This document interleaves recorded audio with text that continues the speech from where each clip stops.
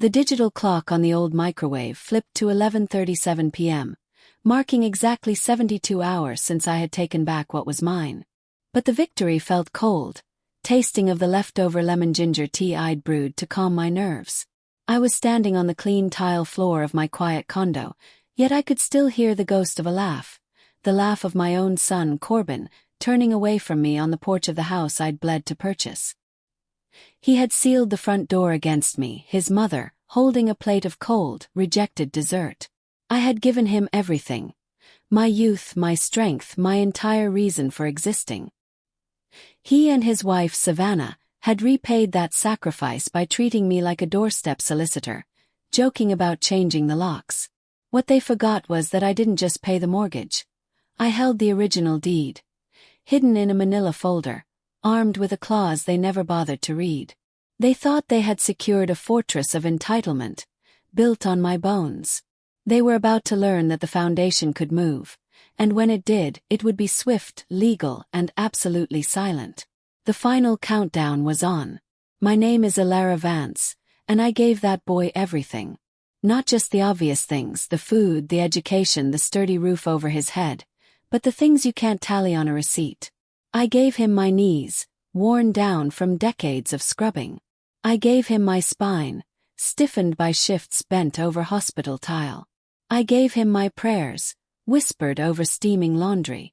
I gave him my entire youth, my 20s, my 30s, and all the quiet, hard-won peace I was forced to trade for his future. Corbin's father left when the boy was barely 3 years old, offering some vague, flimsy promise to return once he figured himself out. He's still figuring, I guess. But Corbin became my sole purpose, my anchor in a world trying to drag me under. I worked double shifts at Metropolitan Hospital, cleaning vomit off pristine white floors and relying on the fragile hope that my back would hold up just long enough to see me through one more room.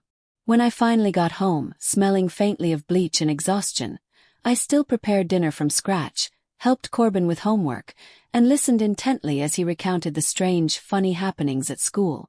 We were dreamers, him and I. I would promise him, Mama is going to get us a house with no upstairs neighbors, a place where the walls don't listen to people arguing. He would look up at me, his eyes full of the future, and declare, I'm going to be rich one day and buy you one with a garden. I cherished those moments, smiling every time, even when my hands were too painfully sore from scrubbing to comfortably hold a fork. It was a monumental day, a kind of personal lottery win, when I bought my first house at 42. It was a small, red brick dwelling on Laurel Ridge Drive, complete with slightly crooked shutters and a porch that creaked a little too loudly when you stepped on it. But it was mine. Felt like victory. I planted roses in the front yard, and in my own private ritual, I named each one after a hardship I had overcome. Eviction, exhaustion, betrayal, pneumonia. They flourished anyway, just as I had. By the time Corbin was 34, he was successful. He worked for some prominent downtown firm, using complex phrases like client acquisition and equity potential. I didn't grasp the technical details of his career, but I always asked questions, striving to remain involved. When he introduced me to Savannah, I greeted her with open arms and a homemade sweet potato pie. She was undeniably beautiful. Her hair always impeccably styled, her nails perfect, her demeanor polished. She spoke with a precise, measured tone, as if every single word she uttered was a part of a carefully rehearsed business proposal. I accepted this, figuring it was simply her professional style. When I offered my help with the wedding arrangements, she declined my offer politely, but with a palpable firmness. I took the hint and stepped back, not wanting to push. When they married, I made the decision. I gave them the house. Not a check which could be spent frivolously. Not a loan which would carry debt. I gave them that little red brick sanctuary on Laurel Ridge Drive, the building I had worked my entire life to purchase and secure. I had already relocated to a smaller, serviceable condo closer to the hospital. I didn't require much space anymore. I simply wanted them to have a solid, tangible start to their new life.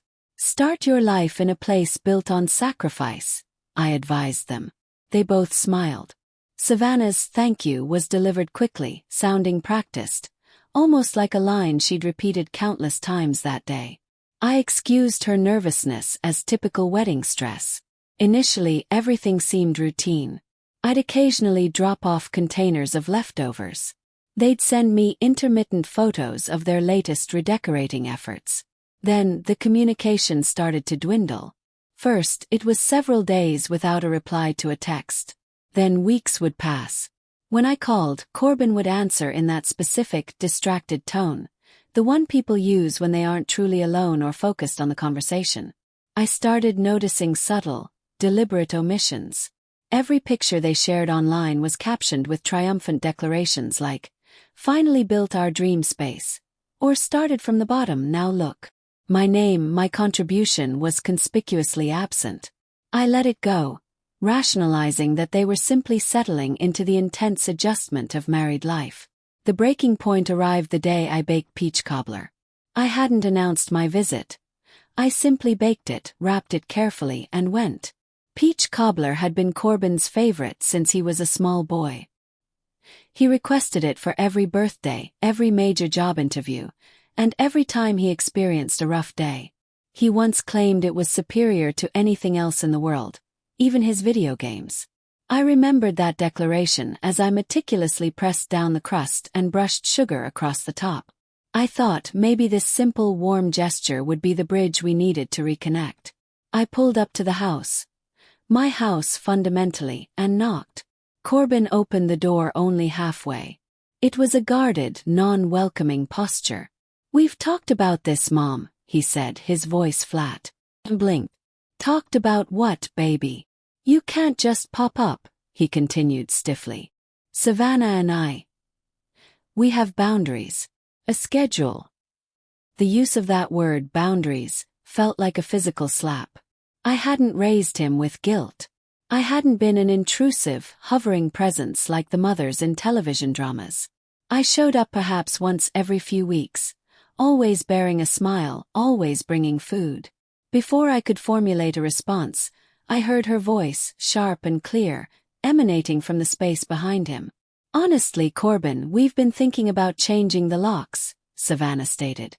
Her tone was completely matter-of-fact, as if she were merely asking if we preferred still or sparkling water. Then she laughed. High, careless sound. And then he did too. My son.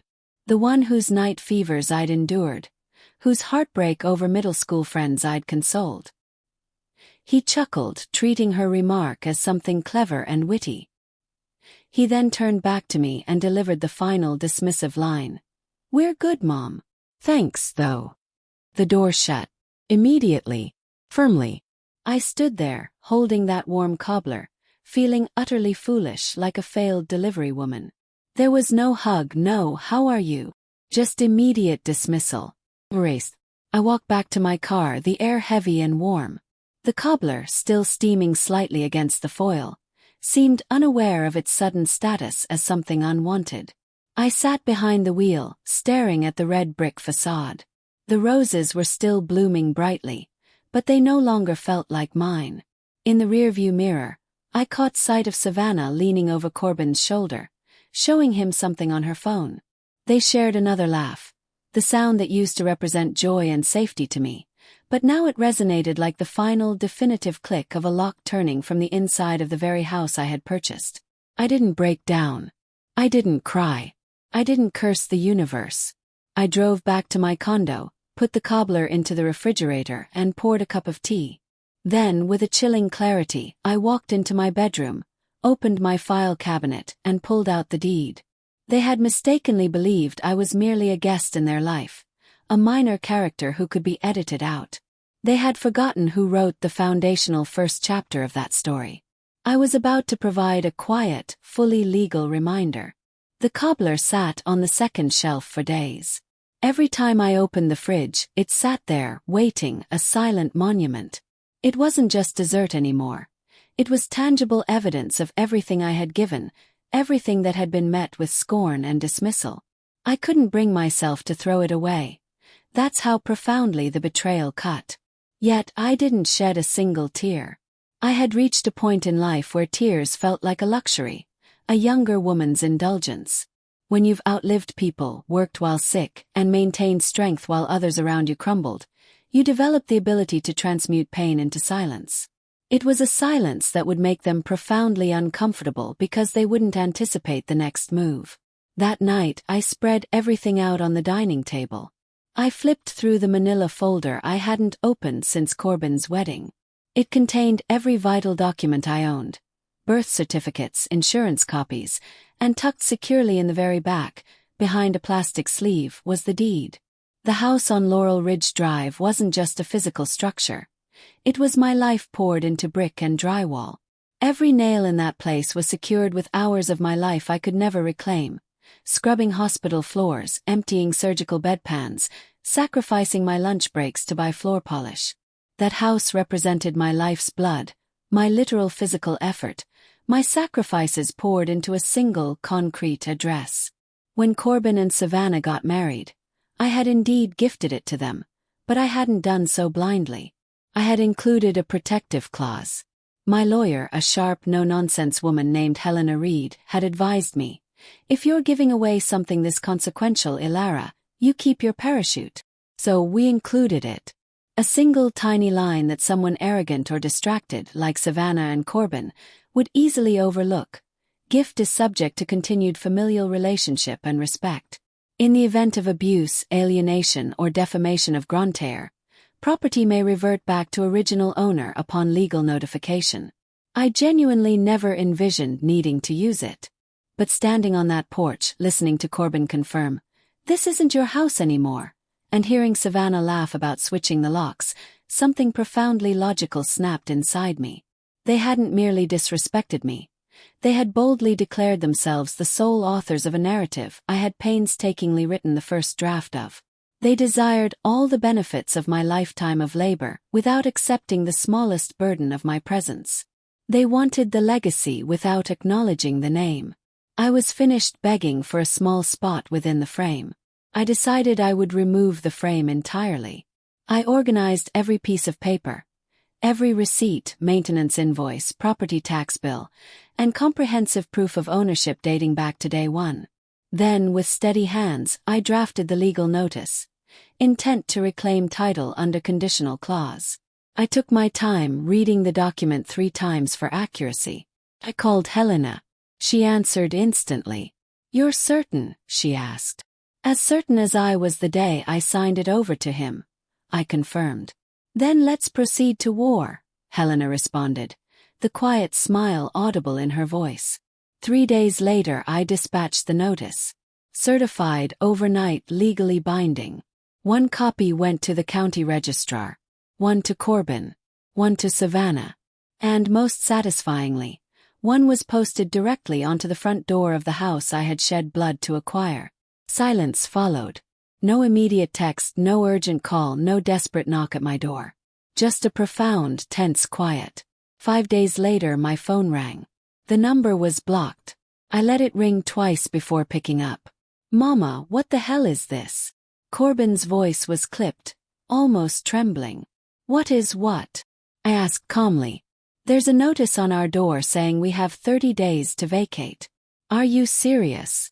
"It's not your door," I stated, my voice level. "It's mine." His silence crackled across the line. "You gave us that house, Mama. As a gift." "I gave it to the man I raised," I corrected him. "The one who knew better than to laugh at his mother on the porch she built." "That wasn't Savannah," I said, anticipating his defense. "She meant it when she said she was changing the locks. That was sufficient." He exhaled, long and frustrated. "You're punishing us over a joke." "I am reclaiming my name before the 2 of you erase it entirely," I clarified. There was a long, painful pause. "Do you know how this makes us look?" I almost laughed out loud. "Boy, you are worried about how you look. You should have been worried about how you treated me." He hung up immediately, without a single word of goodbye. Just the hard click of termination. The following morning, Savannah posted a carefully curated, slick video online. She was crying dramatically into the camera lens, discussing boundaries and respect, vaguely implying that her husband's mother was attempting to systematically ruin their otherwise perfect marriage. She never used my name, nor did she specify the house, relying on crocodile tears and soft piano music to generate sympathy. But the internet, as I had observed, wasn't as oblivious as she assumed. People quickly began stitching the story together. A few diligent users reposted their wedding photos, contrasting them with the current captions where Corbin and Savannah claimed they had built everything from scratch. One resourceful woman even dug up a Facebook post I had made on the exact day I gifted them the keys to the house. She quoted me precisely. "I pray this home gives you the peace I never had. Build wisely." That post exploded online, going viral. Savannah's carefully staged video was instantly buried under a flood of critical comments. Messages flooded in like, "Y'all erased that woman's whole name. She gave you a house and you mocked her. And black mothers are not disposable. She tried deleting the video, then she set her account to private." I didn't utter a word publicly. I simply waited, watching the clock tick down. 25 days left. Then 20. Then 15. Still no calls, no sincere apologies. Just whispering and the relentless ticking of consequence. Every time I opened the refrigerator, the sight of the cobbler reminded me of their fundamental mistake. They still believed this was some kind of negotiation, a test of wills. But the decision was final, already settled, and they were rapidly running out of time. 7 days left. That was their remaining allowance, and they seemed unaware, perhaps pretending not to know. A common coping mechanism for avoiding consequences until they appear physically, in the form of a sheriff with a clipboard. I was no longer holding out for an apology. I wasn't waiting for Corbin to spontaneously regain his senses, or for Savannah to materialize with performative tears on my doorstep. I had already extended more grace than they had earned. This wasn't about reconciliation. It was about quiet, final, legal removal. I won't pretend this stage was easy. You don't dedicate 3 decades to raising someone, bury your entire youth in their potential future, and then feel joy in legally retrieving a gift. There was no jubilation in the action, only clarity. And sometimes, clarity slices deeper than hate ever could. On the 7th day I went to church. I sat in my customary spot, 2 pews from the front, far right side, where the morning sun perfectly illuminated the stained glass.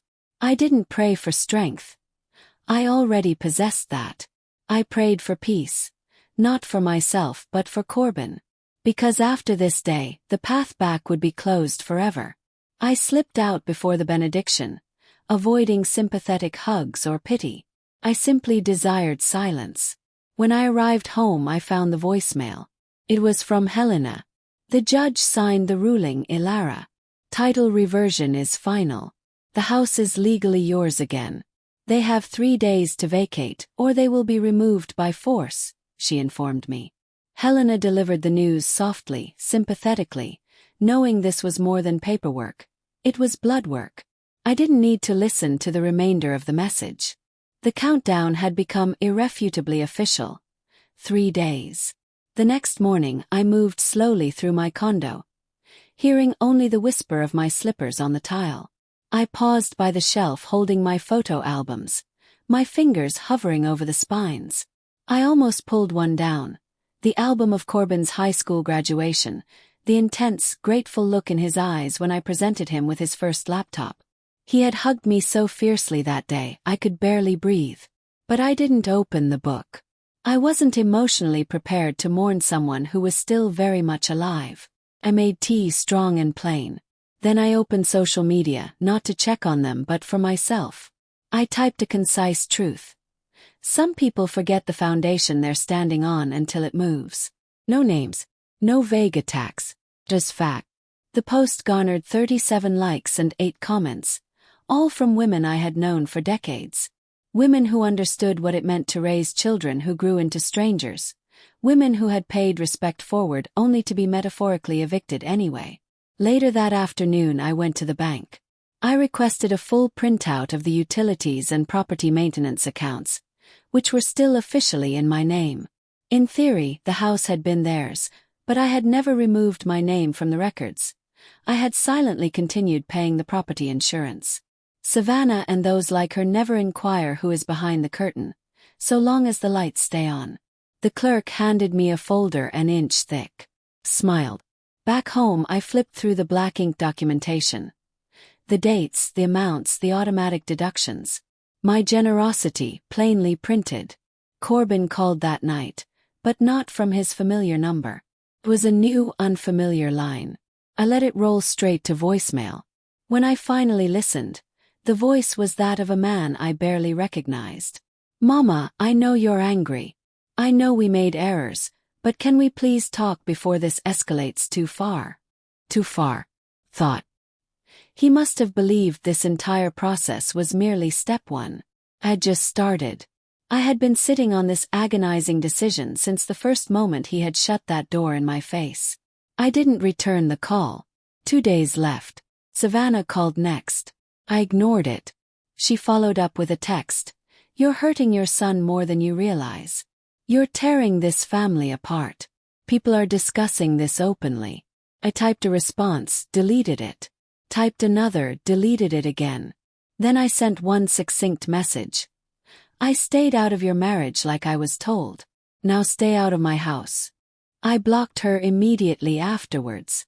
I had no need to witness whatever dramatic, performative meltdown she had planned next. 1 day remaining. Helena called again. She confirmed that the local sheriff had been scheduled to oversee the property transition. She asked if I wanted to be present when the locks were changed. "No," I told her. "I have already seen more than enough." That final night, I cooked a full, multi-course meal. Not meager leftovers or ordered takeout. Collard greens, baked chicken, black-eyed peas, cornbread. The kind of heavy, soulful meal that smells intensely of deep roots and ultimate redemption. The exact kind of food I used to prepare when Corbin returned home from college. I didn't do it to celebrate their impending removal. I did it because I desperately needed to remember who I was before they attempted to fundamentally rewrite my identity. I ate alone, quietly, gratefully. Then I walked to the fridge. I opened the door, retrieved the cobbler. It was still resting there, covered in foil, now slightly wilted and tired. I gently warmed it up, sat back down at the table, and took a single bite. It tasted precisely as I remembered. Sweet, comforting, deeply satisfying. The morning arrived silently. I woke well before the sun touched the blinds. My body, trained by years of sacrifice, knew to be alert on such monumental days. No music, no distractions, just me, the rhythmic hum of the refrigerator, and a deep sense of finality. I had zero intention of going to the house. I had signed the documents, set the events in motion, and my name was restored to the deed. The house was mine again. I had no desire to watch anyone pack a box or listen to a single, flimsy excuse. I did not want to see Corbin's eyes, unless they were the grateful eyes I remembered from his childhood. So I stayed home. I brewed coffee the old-fashioned way, not from a modern machine or a pod, but boiled directly in the pot, as I had done years ago when I couldn't afford paper filters. As the coffee brewed, I stood in the kitchen and watched the light slowly creep across the counter. Today I thought I cut the final chord. Then a knock. At first, I assumed it was the sheriff, perhaps dropping off final paperwork. But when I checked the peephole and recognized her face, I almost reflexively closed the door again. Savannah, standing on my porch, holding a small, irrelevant to-go cup of coffee, as if it symbolized some meager offering. I didn't open the door instantly. I made her knock once more. I needed her to fully internalize the sensation of being on the outside. Uninvited, unwelcome, merely tolerated. When I finally opened it, I bypassed all customary greetings. She attempted a fragile smile. She wore oversized, dark sunglasses, the kind women wear when aiming for public drama. Her hair was pulled back tightly, not in a stylish way, but in a rushed, anxious, I haven't slept kind of way. "I just want to talk," she murmured, her voice soft as the sugar she had never offered me. "Say it from there, please," I instructed, not stepping aside. He tried again. "Just 5 minutes." I didn't move. I didn't blink. I simply crossed my arms, leaning against the doorframe, projecting the impression that I had all the time left in the world. She let out an audible sigh, as though she were the aggrieved party. "We truly didn't mean to disrespect you," she claimed. "It was only boundaries, you know." I stared at her. I wanted her to speak the words with the same aggressive certainty she had used the day she joked about changing my locks. But she couldn't. Today, those locks were no longer a joke.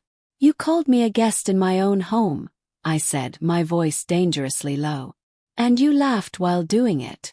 "That wasn't what It was," I cut her off firmly. "Don't attempt to lie now. You knew precisely what you were doing. You wanted me completely erased. Quietly, fully, like old furniture nobody wants to dispose of in front of company." She looked away, suddenly unable to meet my eyes. "You didn't just ignore me," I continued, pressing the point. "You actively dishonored me. You took the house I bled for, smiled for the camera, and relegated me to background noise." She swallowed hard, and then she made the one tactical error she should have avoided. "Corbin didn't mean any of this," she whispered. That was when the fire finally rose within me. "No," I said, cold and sharp. "So when he looked me in the face and confirmed this wasn't my home anymore? When he stood right beside you like a compliant shadow and watched you belittle me? When he allowed you to post photos proclaiming that house your dream without a single word of credit to the woman who paid for the foundation? That wasn't his choice." She fell silent, looking stunned, as if someone had slapped her without contact. "You don't get to come here and pretend this was some kind of accidental misunderstanding. You knew exactly what your objective was. You wanted me gone. Well, now you have achieved it. Congratulations." Her lip began to tremble, that manufactured, performative tremble women like her expertly master. "You're genuinely going to render us homeless?" Scoff. "Homeless? Please. You have followers, sponsors, your family. You have countless options. What you no longer possess is my house." "I built a brand around that kitchen," she snapped, desperate. "And I built the kitchen," I countered, the words like ice, "before you ever learned what a ring light was." She tried one last emotional plea. "People are talking, Ilara. You are destroying our image. Do you care at all how this affects Corbin's job, his reputation?" I laughed then, a quiet, knowing sound that conveyed exactly how utterly pathetic her concern sounded. "He cared about my dignity." "Yes. Why should I stand here worrying about his image when he actively shut me out of the house I freely gave him?" She had no response. I stepped outside, closing my condo door securely behind me, ensuring she couldn't even stand in my space. I leaned in close. "You should have taken the time to read the clause," I informed her. It was clearly stated, in small print. The very same way the two of you tried to make me small within my own home. She finally broke, though not entirely. Her eyes welled up with actual tears, and for a fleeting second, she looked like someone who finally recognized the approaching train. Too late to escape. Then she offered one weak, grasping question. "What are we supposed to tell the neighbors?" I offered a wide, unambiguous smile. "Tell them the truth," I said, cold and final. "Tell them the house went back to the one who never left it." She turned and walked away. No more tears, no further begging. Just silent footsteps and the heavy weight of shame. The identical shame she had attempted to inflict upon me 6 months earlier, when I stood on the porch with peach cobbler and a heart filled with love. I watched her car disappear from the street. Helena texted later that night at 10:06 p.m. "They're out. Keys collected. Locks changed. Property cleared. Oh, yours." I didn't respond. I simply sat down at my kitchen table and looked at my hands. These were the same hands that had meticulously cleaned operating rooms, carefully braided Corbin's hair, nurtured the roses, and ultimately signed the necessary paperwork that reclaimed everything they had foolishly believed I had forgotten how to claim. I was no longer consumed by anger. I was sovereign. And that pervasive silence I now enjoyed. That was the definitive sound of a matriarch taking back her name. The day following the eviction, the neighborhood communication groups exploded. I wasn't even subscribed, but Miss Carol from across the street diligently sent me screenshots all morning. "Did anyone else see the sheriff out there? What actually happened?" asked one neighbor, Brittany, who lived 2 houses down from Laurel Ridge. "I thought they owned that place." Another chimed in. Savannah always declared it was her dream home. The true story began to emerge. Apparently, Corbin and Savannah had told absolutely no one what was transpiring. No warning, no notice. They just silently departed the house while the locksmith changed the cylinders. No moving truck arrived, no friends showed up to help. Just 2 people walking away from a life they had only pretended to build, carrying boxes of possessions they mistakenly believed they were entitled to keep. By 3 p.m., the local blog had published a small write-up. Black entrepreneur couple evicted from historic family home in quiet legal dispute. They refrained from using my name, but it was unnecessary. The comments section was already ablaze with citizens digging for context. Someone found the wedding photos from 4 years prior. They found the image of me, wearing a navy dress, handing them a small wooden box tied with ribbon. Inside had been the keys and a handwritten note. "To my son and his new bride, I hope this home holds the kind of peace I never had. May you build without forgetting who laid the first brick." That post, which had gone mildly viral years ago, resurfaced, and when it did, the narrative shifted entirely. People weren't angry at me.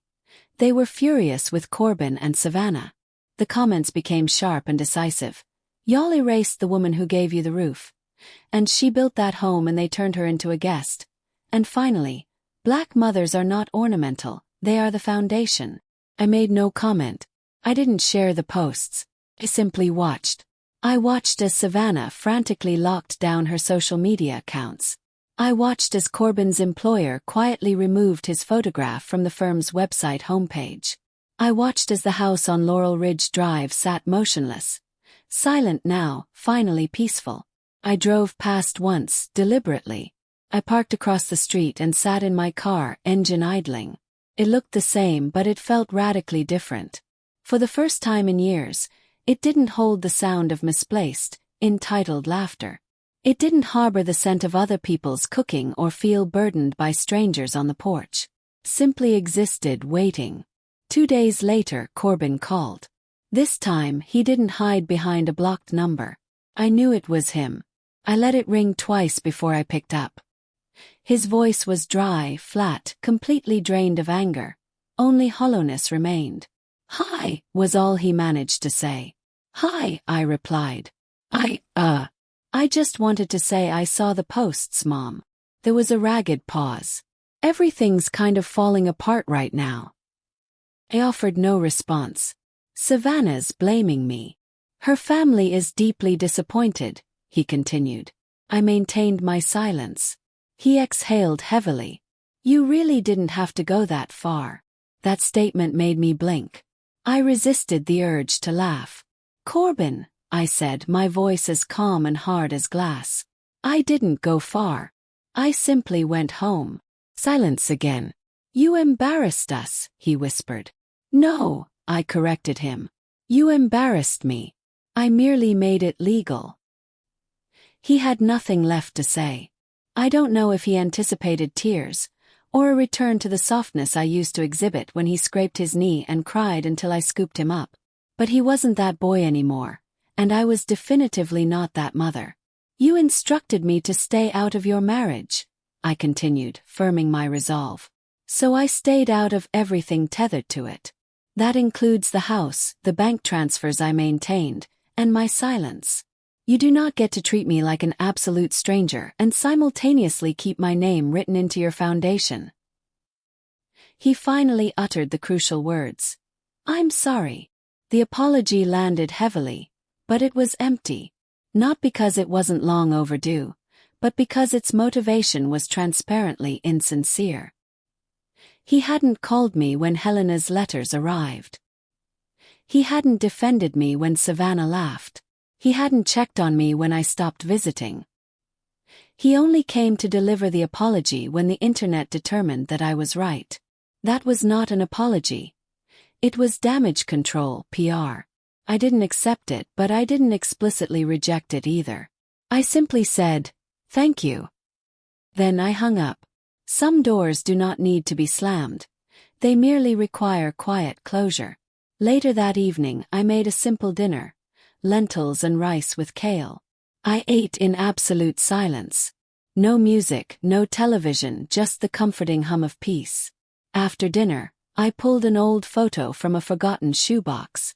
It showed Corbin at age 10, sitting on the porch, his arms overflowing with school supplies I'd bought from 3 separate discount stores because we couldn't afford everything in one trip.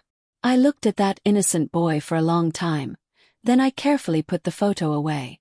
I had already finished mourning him. The house sat empty on Laurel Ridge Drive for 2 full weeks.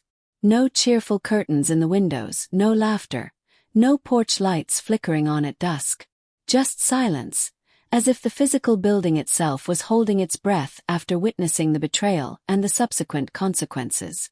After all the whispered prayers, the hidden betrayals, the muffled sobs behind closed doors, and the peach cobbler that never made it across the threshold, the house was finally resting. I didn't rush to fill it. I didn't list it for sale or call any real estate agents. I needed time. Time to let go of what it represented. And time to remember who I was before I handed the key to someone who couldn't even manage a genuine thank you. People constantly ask me what my plans were. "Are you moving back in, Miss Alara? You should list it on a rental app, make some money back." One neighbor, whispering conspiratorially, suggested, "I'd burn it down if I were you, just for the peace of mind." But peace, I knew, doesn't originate from fire. It comes from forgiveness. Not forgiveness extended to them, but forgiveness for myself. Forgiveness, I had learned, does not mandate reconciliation. Sometimes it merely signifies, "I am done carrying the weight you attempted to bury me under." So, one clear morning I got into my car and drove across town. Not toward Laurel Ridge Drive, but to a small, unassuming daycare facility tucked between a laundromat and an auto repair shop. The sign outside had caught my attention weeks prior. "Children rise when they know they're safe inside." Inside, I met a woman named Iris Bell. She ran the daycare with a specific, palpable exhaustion known only to single mothers. She possessed a soft voice and fast, efficient hands, always diligently cleaning something, always simultaneously watching everything. She had 2 beautiful children, a daughter of 5 and a 7-year-old boy. They were currently living in a leaky, cramped 1-bedroom apartment across town. I didn't ask her story, but she quietly offered it anyway. Not because she was soliciting assistance, but because sometimes people like us are rarely asked how we are truly managing, and when we finally are, the painful truth simply spills out. I went home, pulled the deed from my drawer one last time, and called Helena. "I've found who it truly belongs to," I announced. Helena didn't ask if I was sure. She knew I was. The papers were signed 3 days later. I did not give them the house with fanfare, unlike my gift to Corbin.